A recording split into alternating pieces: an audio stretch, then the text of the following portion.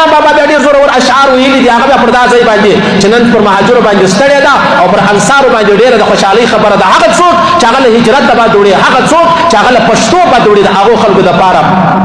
عبدالرحمن بابا وایي یا په راحت کې خو به د هر سړی یار سي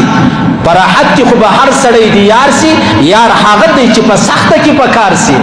یار هغه دی چې په سخته کې په کار سي ټول خپلوان ترېنې تاویږي چې امیر وي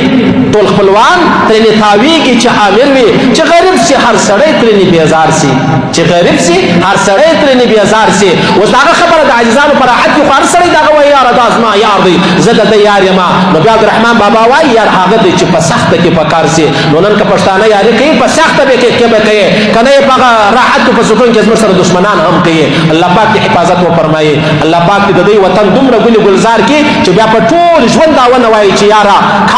کاش زه د پاکستان نه وای راغلی یا د بله وطن نه وای راغلی بس دغه وطن ستې دپاره دا ستې ټاټوبی دی دا ستې کور دی دا ستې د تسلۍ ځای دی ستې د خوشحالۍ ځای دی ستا د عزت ځای دی ستا د باباو د نیکه د لې قبرونه دي د هغه یې خاوره ده